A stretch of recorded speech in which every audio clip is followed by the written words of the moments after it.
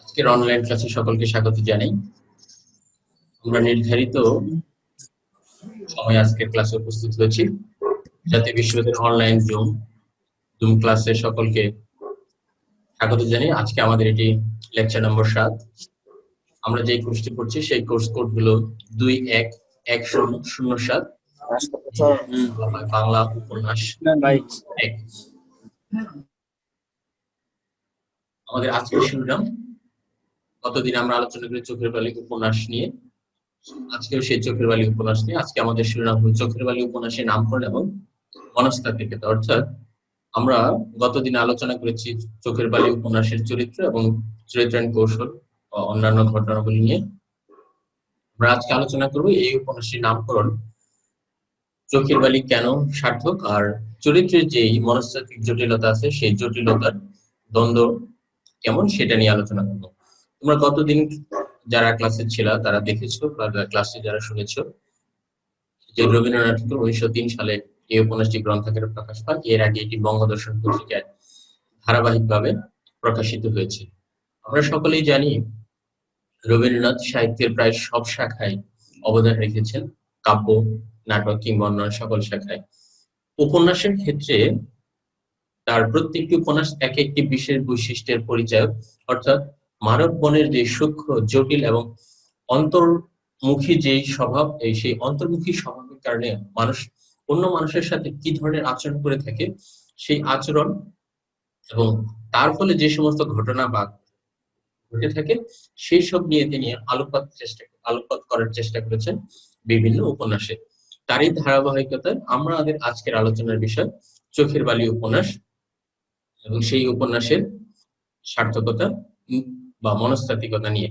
নামকরণটা আসলে কেন জরুরি, আমরা এর আগে প্রথম যখন বিষাদ সিন্ধু উপন্যাসটি নিয়ে আলোচনা করেছি তখন তোমরা দেখেছো যে আসলে নামকরণটা কেন জরুরি।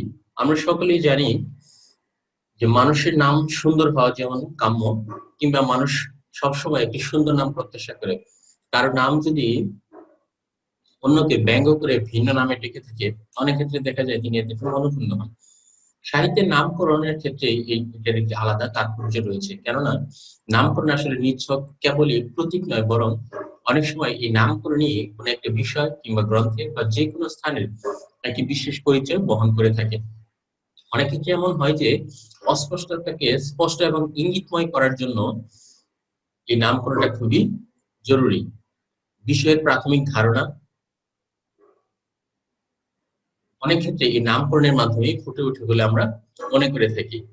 ব্যক্তি মানুষ তার যে নাম, সেই নামের ভিতর দিয়ে যেমন তার পারিবারিক রুচি বোধের পরিচয় পাওয়া যায়, তেমনি সাহিত্যের নামকরণ একটি শিল্প হিসেবে পরিগণিত। কেননা সুন্দর নামকরণ কখনো কখনো বিষয়ের ভেতরে তাৎপর্যকে পাঠকের সামনে খুবই স্পষ্ট করে একটি আভাস দিতে পারে। আর এই নামকরণটা নির্ভর করে মূলত সাহিত্যিকের যে শিল্প সংক্রান্ত তার রুচিবোধ, তার যে উপলব্ধি, কিংবা নামকরণ করার ক্ষেত্রে তার শৈল্পিক মনোভাবের যে ধারণা, সেটার উপর নির্ভর করে সাধারণত তিনি সাহিত্যের সুন্দর একটি নাম দিয়ে থাকেন। এই কারণেই যে বলা হয়ে থাকে একটি সুন্দর নাম অধিক সম্পদের চেয়েও শ্রেষ্ঠ। কেননা কোন একজন মানুষের নাম যাই হোক, তার যদি কর্ম থাকে আমরা যেমন তাকে শ্রেষ্ঠ মনে করে থাকি, তেমনি কোনো কিছু না জেনে, যেমন কোন একটি বই হয়তো আমি পড়ি, ভেতরে কি ঘটনা আছে, কিন্তু উপরে নামকরণ দেখে আমরা স্পষ্টত বুঝতে পারি যে ভেতরের ঘটনাটা আসলে কি হতে পারে। এমনও হয় কখনো কখনো যে ভেতরের ঘটনায় নাম হয়তো আলাদা, সেটির আলাদা তাৎপর্য থাকে। নামকরণের ভেতর দিয়ে একটি বিন্দুর মাঝখানে সিন্দুর সম গভীরতা বা একটি মর্ম উপলব্ধি অনেক ক্ষেত্রে করা যায়। আর বিন্দুর মধ্যে সিন্দুর গভীরতা প্রকাশ করার ক্ষেত্রে সে একটি সার্থক নামকরণ খুবই প্রয়োজনীয়। যদিও নামকরণের ক্ষেত্রে নির্দিষ্ট কোনো ধরাবাঁধা নিয়ম নেই, তবে সাহিত্যের নামকরণের ক্ষেত্রে সাহিত্যিকগণ এক একজন এক একটি বিষয়কে প্রাধান্য দিয়ে থাকেন। প্রচলিত নিয়ম না থাকলেও প্রথাগত ভাবে সাহিত্যে বলা হয়ে থাকে নামকরণের ক্ষেত্রে প্রধানত যে কোনো গ্রন্থের বা লেখার যে কেন্দ্রীয় চরিত্র থাকে, সেই চরিত্রটি কখনো কখনো মূল ঘটনা বা কাহিনী থেকে, অথবা ঘটনার ভিতরে ঘটে যাওয়া ঘটনা নিয়ে, অথবা চরিত্রের ভিতরে ঘটে যাওয়া ঘটনা নিয়ে যে অন্তর্নিহিত একটি সার বস্তু দ্বারা সেটার তাৎপর্যকে কেন্দ্র করে নামকরণ করা হয়। তাহলে আমরা বলতে পারি নামকরণ করার ক্ষেত্রে লেখক প্রধানত মূল চরিত্র বা কেন্দ্রীয় চরিত্র, মূল যে ঘটনা অথবা অন্তর্নিহিত তাৎপর্য, এই তিনটি বিষয়কে প্রাধান্য দিয়ে সাধারণত সাহিত্যিকগণ নামকরণ করে থাকেন। তাহলে বোঝা যায় নামকরণ খুবই জরুরি এবং তাৎপর্যপূর্ণ একটি বিষয়। এই কারণেই যে পাঠক পাঠ করার পূর্বে নামকরণ দেখে যাতে বুঝতে পারেন যে তিনি আসলে কি পড়তে যাচ্ছেন বা এখান থেকে তিনি আসলে কি রস আস্বাদন করতে পারবেন। চোখের বালি উপন্যাস, এটি উপন্যাস, এই উপন্যাস রবীন্দ্রনাথ লিখেছেন, লেখার ৩৮ বছর পর এই উপন্যাসে নতুন করে ভূমিকা লিখেছেন। কেন এমন হলো? এটি নানা কারণে হতে পারে, তবে তিনি বলেছেন ভূমিকায় যে আতের কথা বের করে আনার জন্য এখানে একটি ঘটনার পর আরেকটি ঘটনার পরম্পরা সাজানো হয়েছে, অথবা ভেতরের যে ঘটনা আছে সেই ঘটনাটা কোন একটা চরিত্রের ঈর্ষাকে কেন্দ্র করেই এই উপন্যাসের মূল ঘটনাটি আবর্তিত হয়েছে।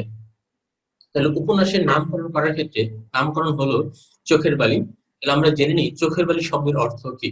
প্রচলিত ভাবে এটি একটি বাগধারা জনিত শব্দ, যার অর্থ হলো চক্ষুশূল বা শত্রু। অর্থাৎ কেউ যদি বলে থাকে আমি তাকে দেখতে পারি না, তার মানে সে হলো আমার চোখের বালি।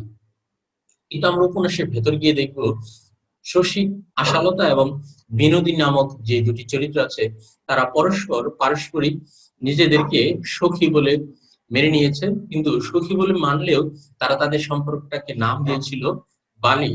অর্থাৎ তারা পরস্পর তাদের সম্পর্কটাকে বালি হিসেবে সম্বোধন করেছে। যদিও বিনোদিনী এই নামটিকে বালি না বলে বলেছিলেন তাদের সম্পর্কের নামটি হবে চোখের বালি। উপন্যাসটি যখন রবীন্দ্রনাথ ঠাকুর ধারাবাহিকভাবে বঙ্গদর্শন পুস্তিকা লিখেছেন তখন এটির নাম ছিল মূলত বিনোদিনী, এই নামে তিনি খসড়া করেছিলেন। পরে কিছুদিন পর উপন্যাসটির নামকরণ পাল্টে রাখা হয় চোখের বালি। উপন্যাসটির নামকরণ যদি বিনোদিনী হতো তবে কি হতো? কোনো সমস্যাই হতো না, এই কারণেই যে আমরা যে উপন্যাসটি দেখবো যতগুলো ঘটনা ঘটেছে তার কেন্দ্রবিন্দু এবং সেই ঘটনার মূলে যে প্রধান চরিত্র বা সমস্যা কিংবা যার সমস্যাকে কেন্দ্র করে ঘটনাগুলো আবর্তিত হয়েছে সে হলো বিনোদিনী। তার নিজস্ব একটি প্রত্যাশা ছিল, সেই প্রত্যাশা পায়নি, ফলে তার এক অপ্রাপ্তি রয়েছে। তার প্রাপ্তিকে কেন্দ্র করে যে অপ্রাপ্তি, সেই অপ্রাপ্তিকে কেন্দ্র করে আশার চোখে সে চোখের বালিতে পরিণত হয়েছে। একজন স্বাভাবিক মানুষ যার সাথে কোনো শত্রুতা কোনো সম্পর্ক নেই, কিন্তু তাদের সুখের সংসার দেখে তার নিজের ভেতরে এক প্রকার ঈর্ষা কাজ করেছে, ফলত সে তাদের দাম্পত্য জীবনের স্বাভাবিকতাটাকে হারিয়ে অস্বাভাবিক একটি রূপ দেওয়ার চেষ্টা করেছে। উপন্যাসটি শুরু হয়েছে বিনোদিনী চরিত্রকে কেন্দ্র করে এবং উপন্যাসটি শেষ হয়েছে বিনোদিনীর উক্তি দিয়ে। কিন্তু কাহিনীর বিন্যাস, একটি ঘটনার পর অন্য আরেকটি ঘটনার পরম্পরা, এক চরিত্রের প্রতি অন্য চরিত্রের যে দ্বান্দ্বিক মনোভাবের বৈশিষ্ট্য, এই বৈশিষ্ট্যের কারণে নামকরণ চোখের বালি যথার্থ বলে মনে করা হয়। এছাড়া আমরা যে বৈশিষ্ট্যগুলো বলতে পারি সেটি হলো এই উপন্যাসটি মূলত চরিত্র নির্ভর। একটি চরিত্রের সাথে অন্য আরেকটি চরিত্রের ঘটনা এমন ভাবে নিয়ন্ত্রিত হয়েছে যে কেউ নিজের ঘটনাকে নিয়ন্ত্রণ করতে পারেনি, বরং একটি ঘটনা ঘটেছে অন্য চরিত্রের উপর সেই ঘটনা গিয়ে প্রভাব ফেলেছে। যেমন মহেন্দ্রের সাথে আশালতার দাম্পত্য জীবন। মহেন্দ্র প্রথমে বিয়ে করতে চায়নি, কিন্তু পরে বিহারীর সাথে যখন আশালতার বিবাহ ঠিক হয় তখন সে তাকে বিবাহ করতে চায়। বিহারী নিপাট ভদ্রলোক হিসেবে তাকে নিজের বাগদত্তা স্ত্রী, সম্ভাব্য স্ত্রীকে ছেড়ে দেয়। যেই মহেন্দ্র বিবাহ করতে চায় না তার মায়ের সাথে সম্পর্ক ছেদ হবে বলে স্ত্রীর ভালোবাসা প্রাপ্তির জন্য সেই মহেন্দ্রই স্ত্রীকে সবসময় তার কাছে রাখার চেষ্টা করেছে, এবং যেই মানুষটির পড়ালেখার সাথে খুব বেশি সম্পর্ক ছিল নাই বলা চলে, মহেন্দ্র তাকে জোর করে চেষ্টা করেছে যাতে পড়ালেখা শেখানো যায়। এটি পড়ালেখা শেখানো যতটা না উদ্দেশ্য ছিল তার চেয়ে বেশি উদ্দেশ্য ছিল আশালতাকে তার নিজের কাছে রাখা। সেই হিসেবে বলা যায় এই কারণে আশালতার বিবাহের ক্ষেত্রে যে মানুষটির বেশি ভূমিকা ছিল অন্নপূর্ণা, তার জেঠিমার সাথে রাজলক্ষ্মীর একটি ঈর্ষা রূপান্তরিত, ফলে আশা লতার বিবাহকে কেন্দ্র করে অন্নপূর্ণা রাজলক্ষ্মীর চোখের বালিতে রূপান্তরিত হয়। মূল ঘটনা যদি আমরা সংক্ষেপে বলে থাকি, গতদিন ক্লাসে আমরা বলেছি, তবু আরেকবার বলি যে বিবাহ ঠিক হয় বিনোদিনীর সাথে মহেন্দ্রর, কিন্তু মহেন্দ্র সেই বিবাহতে সম্মত ছিল না। ফলত তার বিয়ে হয় আশালতার সাথে মহেন্দ্রের। বিনোদিনীর কিছুদিন পরে বিয়ে হয়ে যায়। বিয়ে হওয়ার অল্প সময়ের মধ্যে সে বিধবা হয়। বিধবা হলে সে সেখানেই থেকে যায়। আশালতা এবং মহেন্দ্রের দাম্পত্য সম্পর্কের কারণে রাজলক্ষ্মীর মনে আলাদা একটি ঈর্ষা বা অসন্তুষ্টির সৃষ্টি হয়, কেননা মহেন্দ্র সবসময় আশালতাকে নিয়েই ব্যস্ত থাকতো। এইটির কারণে আশালতা এবং মহেন্দ্র তারা কলকাতায় থেকে যায়। মহেন্দ্র তার গ্রামের বাড়ি বার্সাতে চলে যায়। সেখানে বিনোদিনী তাকে অনেক সেবা যত্ন করে। সেবা যত্ন মুক্ত হয়ে ফেরার সময় তাকে তাদের বাড়িতে নিয়ে আসে। এটি ছিল মূলত উপন্যাসের একটি টার্নিং পয়েন্ট বা মূল ঘটনা, যে বিনোদিনীর এই অনুপ্রবেশই আশালতা এবং মহেন্দ্রের দাম্পত্য সম্পর্কের উপর বিস্ফোরণ হয়ে দাঁড়ায়। সে ছিল রূপবতী, তেমনি বুদ্ধিমতী। রূপসী শরীরে তার যে খরযৌবন, সেটা ছিল প্রখর দীপ্তি। সে সবসময় চেষ্টা করেছে অন্যের উপর কর্তৃত্ব বা প্রভাব ফেলানোর জন্য। উপন্যাসের নায়ক যে মহেন্দ্র, তার যে স্ত্রী বালিকাবধূ আশালতা, সেই আশালতা তার কাছে নিতান্তই ম্লান এবং অপরিণত কচি খুকি। ঘটনাচক্রে বিধবা রাজলক্ষ্মী বিনোদিনীকে নিয়ে আসার পর সে প্রথমে স্বাভাবিক থাকলেও ধীরে ধীরে ক্রমাগতই তিনি ব্যাপক এবং দুর্নির্বাণ হয়ে ওঠেন আশালতার প্রতিদ্বন্দ্বী। আশালতা সরল মনে বিনোদিনীকে মহেন্দ্রের নানা কাজে সহায়তা করার জন্য অনুরোধ করলেও দেখা যায় যে বিনোদিনী ক্রমাগতই আশালতার চেয়ে বেশি প্রভাবশালী হয়ে উঠেছে। রাজলক্ষ্মীর বিধবা যা অন্নপূর্ণারও সেই ক্ষেত্রে একটি কঠিন ভূমিকা আছে এখানে। বিশেষ করে মহেন্দ্রের যে ভ্রাতৃপ্রতিম বন্ধু বিহারী, সেই বিহারীও জড়িয়েছিল একটি ত্রিকোণ প্রেমে। অর্থাৎ বিহারী মনে মনে পছন্দ করে আশালতাকে, কিন্তু বিনোদিনী পছন্দ করে বিহারীকে। বিহারীকে পছন্দ করলেও সে সবসময় চেয়েছে মহেন্দ্র যেন তাকে টানে। মহেন্দ্র রাজলক্ষ্মীর একটিমাত্র সন্তান, চোখের মণি। সে অতিমাত্রায় তার মায়ের উপর নির্ভরশীল। বিহারী তার ভ্রাতৃপ্রতিম বন্ধু। তাদের এইসব সম্পর্ক কিংবা যে সমস্ত ঘটনা স্বাভাবিক ঘটতে পারতো, সেই সাজানো ছকের পুরো ঘটনা উল্টে দিয়েছিল বিনোদিনী চরিত্রটি। একের পর এক ঘটনা, ঘাত প্রতিঘাত মহেন্দ্রের মাকে কখনো বেদনাহত করেছে, কখনো বিনোদিনীর প্রতি মুগ্ধতাবাদ সৃষ্টি করেছে, আবার কখনো বা মহেন্দ্র বা আশালতার দাম্পত্য জীবনের উপর ঈর্ষাকাতর করে তুলেছে। সেই ঈর্ষাকাতরতার কারণেই মূলত এই উপন্যাসটির নামকরণ চোখের বালি নামকরণ করা হয়েছে বলে মনে করা হয়। ঔপন্যাসিক বলেছেন, আশা এবং মহেন্দ্র যখন তাদের দাম্পত্য জীবন স্বাভাবিকভাবে চলছিল বা তাদের দাম্পত্য জীবনটা যখন মধুর, তখন বিনোদিনী সম্পর্কে ঔপন্যাসিক বলেছেন, ক্ষুধিত হৃদয়া বিনোদিনী ও নববধূর নবপ্রেমের ইতিহাস মাতালের জ্বালাময় মদের মতো কান পাতিয়া পান করিতে লাগিল। তাহার মস্তিষ্ক মাতিয়া শরীরে রক্ত জ্বলিয়া উঠিল। অর্থাৎ আমরা এখানে সহজে যে জিনিসটা বুঝতে পারি সেটি হলো, যে আশালতা সরল, সেই সরল আশালতার সাথে সম্পর্ক পাতিয়ে বিনোদিনী তাকে প্রথমে যে স্বাভাবিক সম্পর্ক ছিল সেটিকে এড়িয়ে তার কর্তৃত্বপূর্ণ একটি সম্পর্কে রূপান্তরিত হয়। অর্থাৎ তাকে সে সই বলে ডাকে, কিন্তু আশালতার ক্রমে বিনোদিনী তার সাথে সম্পর্কটা চোখের বালি বা শত্রুতায় পরিণত হয়। মনে মনে তার ভাবনা আসতে থাকে যে মহেন্দ্র তার স্বামী হতে পারত। আমরা যারা রবীন্দ্রনাথের এক রাত্রি নামক ছোট গল্প পড়েছি, সেখানে সুরবালার সম্পর্কে যে পুরুষটি ভেবেছিল, এই সুরবালা আমার কি না হইতে পারিত। একসময় সবই হতে পারত, কিন্তু যেহেতু সে হয়নি, তাই অধিকার ছেড়ে দিয়ে বা সেই অনধিকার চর্চাটা না করাই ভালো। আমরা হৈমন্তী গল্পে এরকম একটি উক্তি পেতে পারি যে, অধিকার ছাড়িয়া দিয়ে অধিকার রক্ষা করার মতো বিড়ম্বনা আর নেই। কিন্তু বিনোদিনীর তো বৈধব্য দশা হওয়ার পেছনে বিনোদিনীর কোনো দোষ না থাকলেও এই দোষটি ছিল মহেন্দ্রের। সেই মহেন্দ্রের কারণে বিধবা হয়। এই বৈধব্য দশার কারণে সে মনে মনে আক্ষেপ করে থাকে, এই ঘরকে যে আমি রাজার রাজত্ব, এই স্বামীকে যে আমি আমার পায়ের দাস করিয়া রাখিতে পারিতাম। কোন সংসারকে? যে আশালতা এবং মহেন্দ্রের যে সংসার আছে সেটিকে। তখন কি ঘরের এই দশা, এই মানুষের এই ছিরি থাকিত? আমার জায়গায় কিনা এই কচি খুঁটি, এই খেলার পুতুল। অর্থাৎ মহেন্দ্র এবং আশালতার যে সম্পর্ক, সেই দাম্পত্য সম্পর্কের মহেন্দ্রের প্রেমে সাড়া দেওয়ার মতো বুদ্ধিদীপ্ততা আসলে আশালতার খুব বেশি ছিল না। যেহেতু আশালতার সেরকম ক্ষমতা ছিল না, যার কারণে বিনোদিনী স্বভাবতই তাকে কচি খুকি বা খেলার পুতুলের সাথে তুলনা করেছে।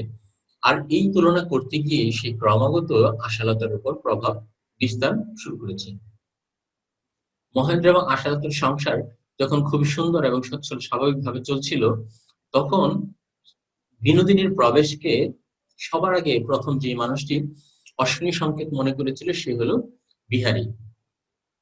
বিহারী এটি টের পেয়েছিল বলে বিহারী বলেছিল যে শিখা একভাবে ঘরের প্রদীপ রূপে জ্বলে আর একভাবে আগুন ধরাইয়া দেয়। অর্থাৎ একই প্রদীপের আগুন যখন সুন্দর কাঠামো হয়ে জ্বলে তখন সেটি প্রদীপ হয়ে আলো ছড়ায়। এই আগুনটি যখন ছিটকে পড়ে কোনো ঘরের বেড়া বা অন্য কোনো কিছুর সাথে লেগে যায় তখন সেটি আগুন হিসেবে সবকিছুকে পুড়িয়ে দেয়। আমরা রবীন্দ্রনাথের সভ্যতা সংকট প্রবন্ধ পড়লে সেখানে এরকম একটি উক্তি পাবো যে ইউরোপীয় সভ্যতার আলো তার নিজের পরিমণ্ডলে আলো জ্বালাইবার জন্য, কিন্তু অন্য স্থানে এই আলো কেবল আগুন লাগাইবার জন্য। মহেন্দ্র এবং আশার সংসারে বিনোদিনীর এই প্রবেশটা ছিল অনেকটাই প্রদীপ হয়ে আলো জ্বালাবার জন্য নয়, বরং আগুন ধরিয়ে দেবার জন্য। এই কথাটি বিহারী স্পষ্টত বিনোদিনীর ঈর্ষার কারণে বলেছিল। কারণ মহেন্দ্রের সাথে বিনোদিনীর যে সম্পর্ক, সেই সম্পর্কটা আমরা বাহ্যিকভাবে ভাবতে পারি সেটি হলো প্রণয়ের, কিন্তু সেই সম্পর্কটা যতটা না প্রণয়ের তার চাইতে বেশি ছিল তার ব্যক্তি কেন্দ্রিক যে ঈর্ষা, সেই ঈর্ষাকে কেন্দ্র করে।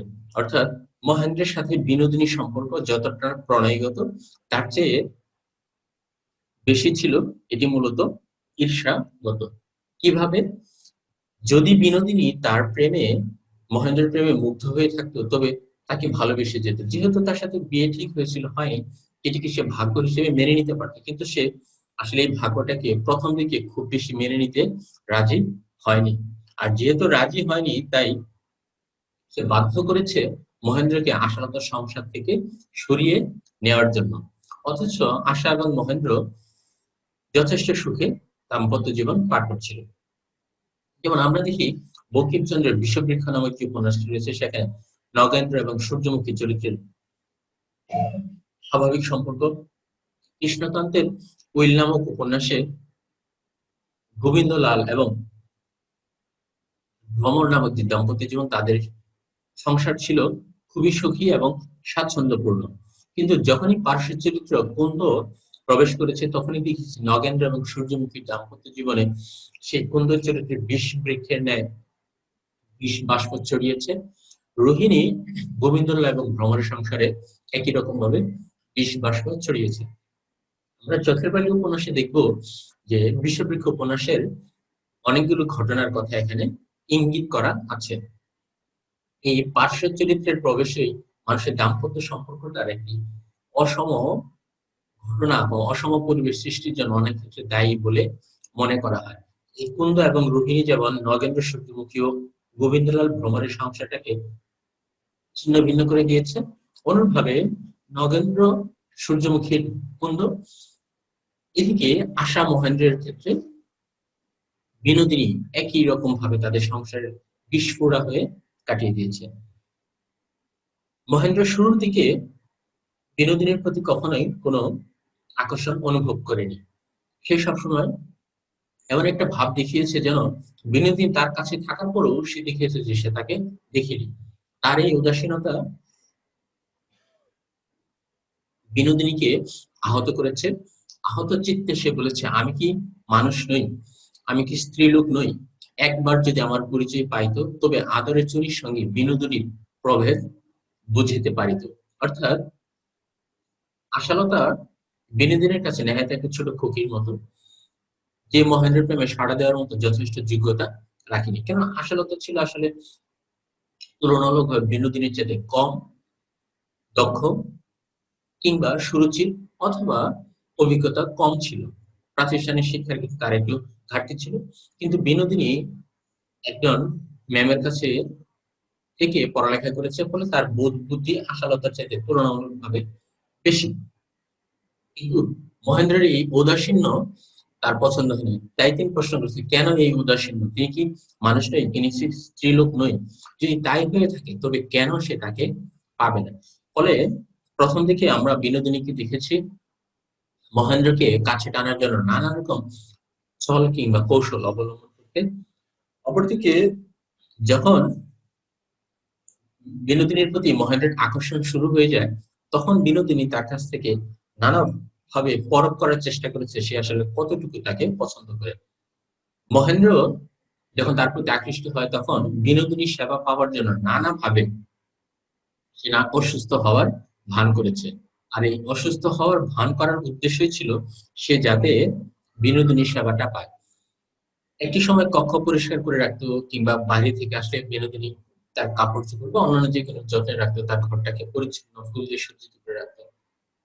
মহেন্দ্র সেই অজুহাতে বিনোদিনীর হাতটা ধরার চেষ্টা করত, কিন্তু বিনোদিনী তখন ধরা দেবার ছলেই জোর করে পালিয়ে যাবার ভান করত। তাই সে বলতো, যাহার পালাবার রাস্তা নাই তাহাকে আবার বাঁধিবার চেষ্টা কেন? অর্থাৎ যে আপন আপন নিজ থেকে হাতে ধরা দিতে চায় তাকে আবার বাঁধিয়ে রাখার চেষ্টা কেন করা হয়েছে? অথচ একটা সময় বিনোদিনীর প্রেমে আকৃষ্ট হয়ে বিনোদিনীকে পাবার জন্য মহেন্দ্র তাকে নিয়ে এলাহাবাদে পালিয়ে যায়। এলাহাবাদে যাবার পর বিনোদিনী মহেন্দ্রের হাত থেকে নিষ্ঠা লাভ করার চেষ্টা করেছে। ক্রমাগত বিনোদিনীর এই অবহেলা মহেন্দ্রকে ভাবিয়ে তুলেছে, কাতর করে তুলেছে। যখন এলাহাবাদে তারা একাকী ঘুরেছে, মহেন্দ্র তাকে পরিপূর্ণভাবে পেতে চেয়েছে, কিন্তু বিনোদিনী তাকে সাড়া দেয়নি। সাড়া না দিয়ে তাই তখন সে বলেছে, যতদিন তুমি না মরিবে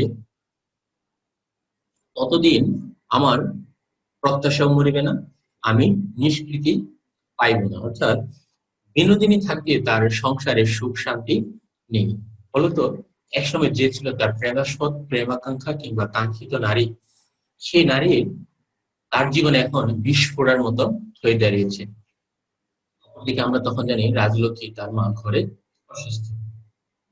মহেন্দ্র বিয়ে করেছে আশাকে, কিন্তু মনে প্রাণে কিছুদিন পর সে পেতে চেয়েছে বিনোদিনীকে।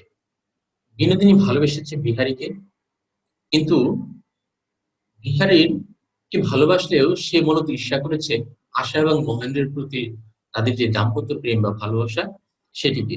তাহলে আমরা এখানে দেখি বিহারী বিয়ে করার কথা ছিল আশাকে, কিন্তু আশার বিয়ে হয় মহেন্দ্রের সাথে।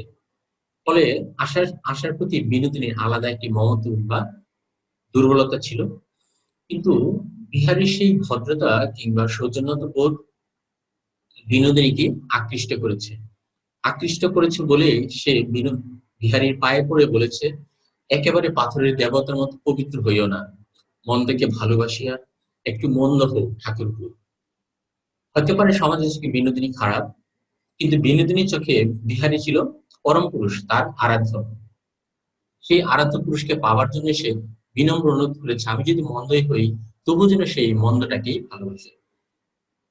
তারপর এলাহাবাদে যাওয়ার পর যখন রাজলক্ষ্মী অসুস্থ থাকে, বিহারী এবং আশালতা মহেন্দ্রদেরকে খুঁজতে একসময় তাদের কাছে পৌঁছার পর সেখানে যখন দেখে যে তারা তারা একটি সজ্জিত ঘরে বসে আছে, এটা দেখে বিহারী খুবই মনোকষ্ট পান। বিহারী তখন বিনোদিনীর কাছে জানতে চান। বিনোদিনী তখন বলেন, না, এই কক্ষে একদিন তুমি শুয়েছিলে এবং এই কক্ষটি এখনো তোমার জন্যই বরাদ্দ আছে। অর্থাৎ সে যদি ভালোবেসে থাকে তবে বিহারীকেই ভালোবাসে। বিনোদিনীর কক্ষে বিহারীকে দেখে মহেন্দ্র খুবই রাগান্বিত হয় এবং সে আক্ষেপ করে বলেছিল যে, তবে কি এখন রঙ্গভূমিতে মহেন্দ্রের প্রস্থান আর বিহারীর প্রবেশ? এটি মহেন্দ্রের ক্ষোভের কথা, কেননা সে আসলে বিনোদিনীকে পাওয়ার জন্যই সংসার থেকে পালিয়ে এসেছিল, কিন্তু সে পায়নি। তখন বিহারী মহেন্দ্রের হাত ধরে আক্ষেপ করে অনুরোধের ছলে বলেছিল যে আমি তাকে বিবাহ করব। এই কথা শুনে বিনোদিনী যথেষ্ট বিমোহিত হয় এবং এত আশ্চর্য হয় যে তার জীবনের শ্রেষ্ঠ পুরস্কারই ছিল এটি। তখন সে মুগ্ধ হয়ে বলেছিল যে সমস্ত সমাজের কাছে আমি তোমাকে লাঞ্ছিত করিব, এ কখনো হইতেই পারে না। অর্থাৎ যে বিহারীকে সে পরম পুরুষ হিসেবে দেখে, সেই পরম পুরুষকে সে সমাজের চোখে ছোট করবে, এই ভাবনাটি কখনোই তার মনে আসে না। তাই সে বলেছে পুরুষ সমাজের কাছে তাকে লাঞ্ছিত করবে, এটি কখনোই হতে পারে না। উপন্যাসের আলোচনা আমাদের প্রায় শেষ পর্যায়ে এসেছে। তোমাদের যদি কোনো প্রশ্ন থাকে সেই প্রশ্ন করতে পারো, আমরা সেটা নিয়ে আলোচনা করতে পারি। প্রশ্ন করার ক্ষেত্রে আনমিউট করে প্রশ্ন করবা। আচ্ছা, যদি এটি করতে না পারো তাহলে আমি কিছু প্রশ্ন বলি, তোমরা এগুলো নিয়ে বাসায় পর্যালোচনা করবে এবং সামনের দিন তোমাদের অর্পিত কাজ বলে গণ্য হবে। আমরা চোখের বালি উপন্যাসে একটি দাম্পত্য জীবন, কিন্তু সেখানে 4 জন মানুষের প্রবেশ দেখেছি। বিশেষ করে আশার সাথে মহেন্দ্রের সেই দাম্পত্য সম্পর্কের হিংসার মূলে ছিল বিনোদিনী। আবার বিনোদিনী পছন্দ করত বিহারীকে। ফলে 4 জন মানুষের চতুর্মুখী যে প্রেম, যেটাকে আমরা বলি চতুর্মুখী প্রেম, চতুর্ভুজ প্রেম। চোখের বালি চতুর্ভুজ প্রেমের এক দারুণ উপন্যাস। এই প্রসঙ্গে আলোচনা করো। আমরা একটি ইঙ্গিত দিয়েছি। অন্নপূর্ণার সাথে রাজলক্ষ্মীর দ্বন্দ্বের কারণ কি? এটি আমরা খুব সহজেই বলতে পারি যে অন্নপূর্ণার সাথে রাজলক্ষ্মীর আসলে কেন দ্বন্দ্ব হয়েছিল। মূলত তাদের দ্বন্দ্বটার কারণ ছিল মহেন্দ্র যখন বিবাহ করতে রাজি না হয়, তখন সমাজের অনেক লোক কিংবা অন্নপূর্ণা বলেছে ছেলে বড় হয়েছে, তুমি কেন বিবাহ করতে চাই না। তখন তার মা বলেছিল আমার ছেলে যদি বউ ঘরে না নিয়ে আসে তবে তোমার এত শেল বিধে কেন। মূলত তাদের বিবাহকে কেন্দ্র করে যখন আশার প্রতি মহেন্দ্র একদম মনোনিবিষ্ট হয়ে দাম্পত্য জীবন চালনা করছিল, তখন মা মহেন্দ্রের যে সম্পর্ক, স্নেহ, ভালোবাসা সেখান থেকে বঞ্চিত হয়েছিল। এটাকে কেন্দ্র করে মূলত অন্নপূর্ণার সাথে রাজলক্ষ্মীর একটি দ্বন্দ্বের স্বরূপ দেখা দেয়। সমস্ত সমাজের কাছে আমি তোমাকে লাঞ্ছিত করবি, কখনোই হইতেই পারে না। এটি কে বলেছিল? এটি আমরা একটু আগে আলোচনা করেছি। বিনোদিনী বিহারীকে বলেছিল। কোন প্রসঙ্গে বলেছিল? কেননা সমাজের চোখে বিনোদিনী বিধবা খারাপ হলেও বিহারী সৎ এবং নৈতিক চরিত্রে পরিস্পষ্ট বিকশিত পূর্ণাঙ্গ একজন মানুষ, নেহায়েত ভদ্র বা নিপাট ভদ্রলোক বলে সে পরিচিত। সুতরাং এমন একজন ভদ্রজনিত ব্যক্তিকে একজন বিধবা বিবাহ করবে এবং যার কারণে সে সমাজের ছোট হবে, একজন প্রেমাকাঙ্ক্ষী বা শুভাকাঙ্ক্ষী হিসেবে বিনোদিনী এটি কখনোই চাইতে পারে না। এক্ষেত্রে আমরা স্পষ্টই বলতে পারি যে বিনোদিনী সত্যিকার অর্থে বিহারীর জন্য শুভাকাঙ্ক্ষী, কিন্তু আশা এবং মহেন্দ্রের দাম্পত্য জীবনের ক্ষেত্রে বা দম্পতির ক্ষেত্রে এটি সে কখনোই শুভাকাঙ্ক্ষী ছিল না, বরং ঈর্ষাকাতর হয়েছিল। আমরা যেটাকে বলেছি এই আগুন প্রদীপ জ্বালাইবার জন্য না, এটি আগুন হয়ে জ্বলবার জন্য। আমাদের আলোচনা প্রায় শেষ। তোমাদের অর্পিত কাজ হিসেবে একটি প্রশ্ন থাকবে, তোমরা এটি নিজেরা বাসায় বসে লিখবে। রবীন্দ্রনাথ ঠাকুরের চোখের বালি প্রকৃত অর্থেই আধুনিক বাংলা উপন্যাস। উক্তিটির পক্ষে তোমার অভিমত ব্যক্ত করো। এটি ব্যক্ত করার ক্ষেত্রে আমরা যে বিষয়গুলোকে প্রাধান্য বা মনে রাখতে পারি সেগুলো হলো, আধুনিক উপন্যাসের সবচেয়ে বড় যে বৈশিষ্ট্য, যেখানে মানুষের মনস্তাত্ত্বিক দিকগুলো বা চরিত্রের অন্তর্গত ভাবনার যে বিষয়গুলো আছে সেই ভাবনাগুলো সবচেয়ে বেশি প্রকট হয়ে ফুটে ওঠে। এইটি এছাড়াও ঘটনার প্রবাহের ক্ষেত্রে চরিত্রের অন্তর্দ্বন্দ্ব অন্য আরেকটি ঘটনাকে প্রবাহিত করবে। এগুলো হলো আধুনিক উপন্যাসের ক্ষেত্রে একটি বড় বৈশিষ্ট্য। আমরা অন্য অর্থে যদি বলে থাকি, আমরা গত ক্লাসে বলেছিলাম মধ্যবিত্ত বাঙালি সমাজের যে সমস্যার সংকট, সে আসলে যা করতে চায় কিন্তু আসলে করতে পারে না, কিন্তু যা সে করে তাও শেষ পর্যন্ত সমাজের কারণে সে আসলে করতে চায় না। এই সংকট থেকে উত্তরণের চেষ্টা দেখানোর ক্ষেত্রে চোখের বালি উপন্যাসের ক্ষেত্রে রবীন্দ্রনাথ এই চেষ্টা করেছেন। ফলত বিধবার বিবাহটা তিনি দিতে চাননি, বিনোদিনীকে কাশী পাঠিয়ে দিয়েছেন। ধন্যবাদ সকলকে, তোমরা যারা এতক্ষণ মনোযোগ দিয়ে ক্লাসটি করলে।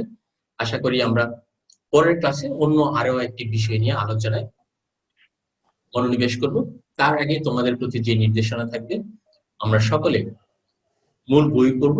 কেবল লেখকের যেই উপন্যাসটি পাঠ্য সেটি নয়, বরং লেখকের এই উপন্যাসের সাথে সম্পর্কিত, যেমন আমি গতদিন কয়েকটি গল্পের নাম বলেছিলাম, শাস্তি, নষ্টনীল, কিংবা আজকে আরো কিছু নাম বলতে পারি, বিশেষ করে চতুরঙ্গ উপন্যাসটি কিংবা ঘরে বাইরে উপন্যাসটি বলতে পারো। সেই ক্ষেত্রে এই উপন্যাসের মূল ঘটনাটা বুঝতে আমাদের এগুলোকে সহায়তা করতে পারে। এছাড়াও বঙ্কিমচন্দ্রের কৃষ্ণকান্তের উইল নামক যে উপন্যাসটি আছে, সেই উপন্যাসটি পড়লে আমাদের এই উপন্যাসের পাঠে যথেষ্ট সহায়তা করবে। তোমরা যারা এতক্ষণ মনোযোগ দিয়ে ক্লাসটি করলে, তোমাদের সকলকে ধন্যবাদ জানাই। সামনের ক্লাসের জন্য সকলকে নিমন্ত্রণ। ধন্যবাদ। সকলে ভালো থাকবে, স্বাস্থ্যবিধি মেনে চলে। ধন্যবাদ স্যার। আসসালামু আলাইকুম। ওয়ালাইকুম আসসালাম। আমরা আলোচনার শেষ করেছিলাম। এই মুহূর্তে সম্ভবত কেউ একজন প্রশ্ন করতে চাচ্ছ, যদি কেউ প্রশ্ন করতে থাকো, এর আগেও বলেছি জান্নাত আছো, প্রশ্ন থাকলে প্রশ্ন করতে পারো। স্যার, মনস্তাত্ত্বিক উপন্যাস কি, এটা আমার আরেকটু জানা দরকার। আচ্ছা, থ্যাংক ইউ। আমরা যদি একটু খেয়াল করে থাকি, এর আগের স্লাইডটা আমরা যদি লক্ষ্য করি, তাহলে আমরা সেখানে বলার চেষ্টা করেছি যে আসলে মনস্তাত্ত্বিক উপন্যাস কি। যে কোনো পাঠ যখন আমরা পাঠ করি, সেই ক্ষেত্রে আমাদের বেশ কিছু বিষয় মাথায় রাখতে হয়। যে উপন্যাসের আসলে নানা ধরন আছে, রাজনৈতিক উপন্যাস, ঐতিহাসিক উপন্যাস, সামাজিক সমস্যামূলক উপন্যাস, মনস্তত্ত্বমূলক উপন্যাস। উপন্যাসের ধারায় এক একটি উপন্যাসের বৈশিষ্ট্য আসলে এক এক রকম হয়। এখানে আমরা সংক্ষিপ্ত করে একটা কথা যদি বলতে চাই, তাহলে বিষয়টি দাঁড়াবে যে উপন্যাসের ক্ষেত্রে ওই উপন্যাসে তার মূল প্লট বা আখ্যান ভাগের চেয়ে তার উপন্যাসের ভেতরে যে চরিত্র রয়েছে, সেই চরিত্রের মনন, মেজাজ ও তার চরিত্রের মানসিকতাকে প্রতীক, সংকেত এবং অনুষঙ্গের এক ইঙ্গিতময় ভাষায় ফুটিয়ে তুলতে কাহিনীর প্রথাগত কাঠামোকে লঙ্ঘন করে একটি অন্তর্ময় পরিবেশ তৈরি করেন। সেই উপন্যাসকে বলা হয় মনস্তাত্ত্বমূলক উপন্যাস বা মনস্তাত্ত্বিক উপন্যাস। আসলে উপন্যাস যখন নির্মাণ করা হয়, তখন প্রত্যেকটি চরিত্রের আলাদা একটি তার অন্তর্গত মনের ভাবনার একটি বিচিত্র গতিবিধি থাকে। কাহিনীর সেই গতিবিধি প্রচলিত উপন্যাসের কাঠামোটাকে অতিক্রম করে ভিন্ন একটি মাত্রায় নিয়ে যায়। বিশেষ করে মানুষের মন তার আনন্দ, বেদনা, উৎসাহ, সংশয় এবং প্রত্যয় ও হতাশাকে একটি কাহিনী বিন্যাসের মাধ্যমে উপন্যাসিক দেখাতে চান। তাই বোধ হয় সাহিত্যের ক্ষেত্রে এমন কোন উপন্যাস পাওয়া যাবে না যে ক্ষেত্রে মানব মনের বা চরিত্রের সেই মননের কথা নেই। বাংলা ভাষার আমরা জানি যে প্রথম সার্থক উপন্যাস রচনা করেছিলেন বঙ্কিমচন্দ্র চট্টোপাধ্যায়। ওনার উপন্যাসের বিশেষ করে কৃষ্ণকান্তের উইলের ক্ষেত্রে রোহিণী নামক যে চরিত্র পাবো, সেই চরিত্রের অন্তর্গত ভাবনাটা আমাদের একটি অনুপ্রেরণা হতে পারে মনস্তত্ত্বমূলক উপন্যাসের চরিত্রের ক্ষেত্রে। এছাড়া বাংলা ভাষা সাহিত্যের ক্ষেত্রে চোখের বালি উপন্যাসকে বলা হয় মনস্তত্ত্বমূলক উপন্যাসের একটি বিশিষ্ট নিদর্শন। কেননা এখানে ঔপন্যাসিক দেখাতে চেষ্টা করেছেন সামাজিক যে নীতিবোধ, সেই নীতিবোধের বৈধতা লঙ্ঘন করে গড়ে উঠেছে মহেন্দ্র এবং বিনোদিনীর সর্বগ্রাসী আকর্ষণ এবং বিকর্ষণ লীলার এক পুঙ্খানুপুঙ্খ বিবরণ। যে বিবরণে তিনি দেখাতে চেয়েছেন নীতিমূলক বিচার অপেক্ষা সত্যের তথ্য অনুসন্ধান এবং গূঢ় মনস্তাত্ত্বিক বিশ্লেষণই চোখের বালির কেন্দ্রে উপজীব্য।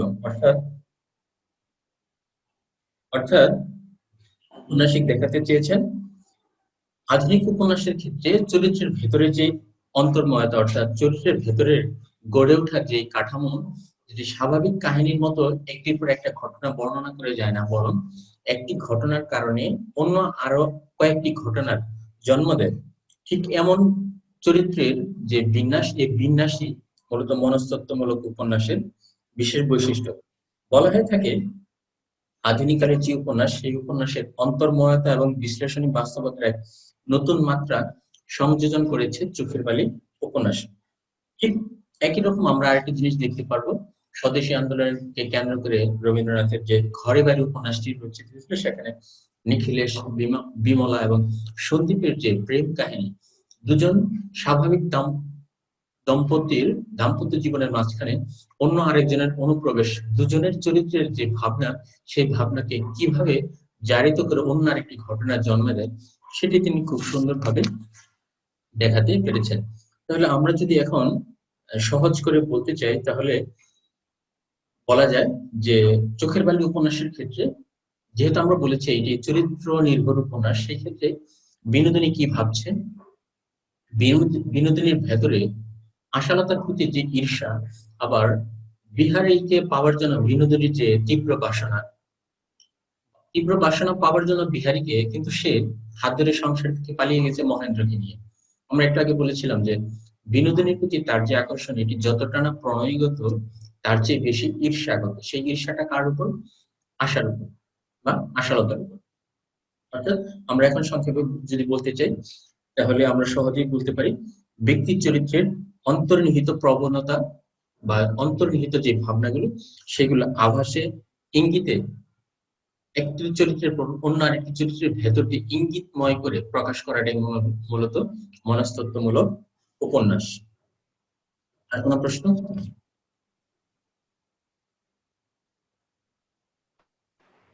আর তাহলে কি কপালকুণ্ডল উপন্যাসও কি মনস্তাত্ত্বিক উপন্যাস? সেক্ষেত্রে কপালকুণ্ডলাকে যদি বলা হয় মনস্তত্ত্বমূলক উপন্যাস, কপালকুণ্ডল উপন্যাসের যদি পাঠ করে আমরা যখন আলোচনা করেছি এই পাঠে, সেখানে দেখানো হয়েছে যে কপালকুণ্ডলের চরিত্রের ভাবনার চেয়ে এখানে বেশিরভাগ যে জিনিসটা রয়েছে সেটি হলো রহস্যময়তা, দৈব নির্ভরতা এবং অতি প্রাকৃতিক কোনো কিছু ঘটনার যে প্রকাশ, সেগুলো। কেননা কপালকুণ্ডলাকে দেখো, সন্ধান পায় নবকুমার কোথায়? সমুদ্রের, নির্জন সমুদ্রের তীরে যে গভীর অরণ্য, সেই গভীর অরণ্যে স্বাভাবিকভাবে যেখানে কোনো মানুষ বসবাস করে না, সেখানে একজন একমাত্র কাপালিক আর তার একজন পালিত কন্যা কিভাবে সেখানে বসবাস করে। এটি একটি রোমান্স ধর্মী উপন্যাস বলা হয়ে থাকে কপালকুণ্ডলাকে। যদি সেখানে ঐতিহাসিক ঘটনা আছে, তবে ইতিহাসের ঘটনাটা সেখানে আশ্রয় মাত্র, মূলত দৈব ঘটনা এবং অতিপ্রাকৃত যে বিষয়গুলো, সেই বিষয়গুলো প্রাধান্য বিবেচনা করে কপালকুণ্ডলাকে বলা হয় বাংলা সাহিত্যের প্রথম রোমান্স ধর্মী উপন্যাস। আর চোখের বালিকে বলা হয় মনস্তত্ত্বমূলক উপন্যাস। আর একটি উপন্যাস আসলে কেবল একটি বিষয়কে কেন্দ্র করে আবর্তিত হয় এরকম না, কারণ একটি উপন্যাসে নানা রকম বিষয় নানাভাবে জড়িত থেকে থাকে। আর কোনো প্রশ্ন?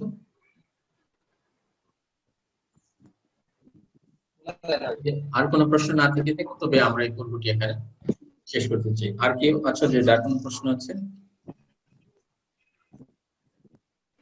আমার আর প্রশ্ন নাই স্যার। স্যার চোখের বালি উপন্যাসটি কি একটা স্যার চোখের বালি উপন্যাস কি একটা স্যার চোখের বালি উপন্যাস কি সার্থক উপন্যাস আধুনিক ইয়েতে বিচারে?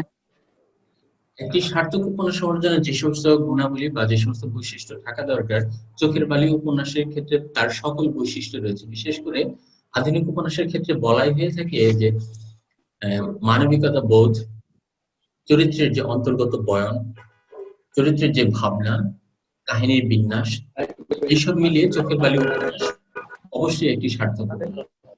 আর রবীন্দ্রনাথ যখন এটি লিখেছেন 1903 সালে যখন প্রকাশ পায়, তার আগে আমরা যে সমস্ত উপন্যাস দেখি, সেসব উপন্যাসের আলোকে এটি নিঃসন্দেহে সার্থক উপন্যাস। ধন্যবাদ সকলকে।